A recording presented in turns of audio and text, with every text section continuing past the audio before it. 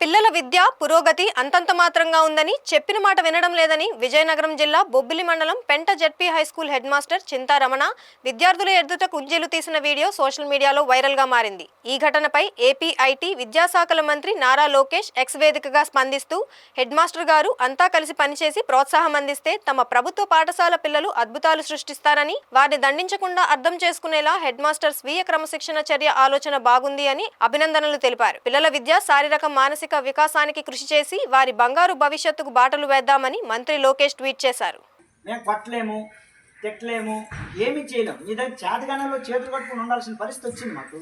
అంటే ఇంత చదువు చెప్తున్నా కూడా ఒకటిలో ప్రవర్తనలో మార్పు లేదు, ఒక చదువులో మార్పు లేదు, ఒక రైటింగ్ స్కిల్ లేదు, రీడింగ్ స్కిల్ లేదు. అసలు ఏంటి ప్రాబ్లం? మీదా మాదేనా? మాదైతే చెప్పండి. మీ అందరికీ చిన్న దండం పెట్టి పడుకుని పెట్టేస్తాను. మీ అందరికి దండం పెట్టేసి వదిలేస్తాను. లేదంటే ఇలా నేను తీసుకుంటాను. మరి గుంజలు అయినా మీకు అందరికి కూడా మీ నేనే పనిష్మెంట్ వేసుకోండి.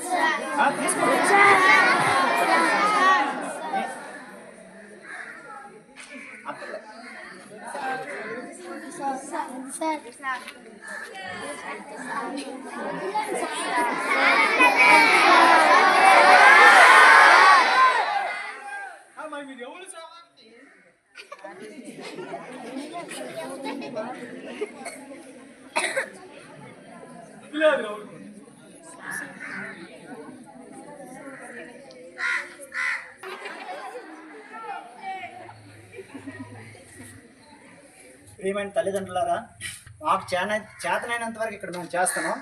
మీ పిల్లల్ని మీరు కనీసం కంట్రోల్ పెట్టకపోతే మీ స్కూల్కి పంపించిన వృధా అవుతుంది. ఎందుకంటే ఇక్కడ మా ఉపాధ్యాయులు మేము ఎంత కష్టపడి పనిచేసినా కూడా ఎలాంటి ప్రయోజనం ఉండదు. మీరు మీ పిల్లల్ని అద్దులో పెట్టుకోకపోతే మీరు పాఠశాలకు పంపించడం వృధా అవుతుంది. ఇది మైండ్లో పెట్టుకుని మీరందరూ కూడా మీ పిల్లల్ని చదువు కోసం పంపిస్తే శ్రద్ధగా ఇంటి దగ్గర చదివించండి. ఇంకా దేనికోసం అయితే పంపిస్తే పాఠశాలకు పంపించండి.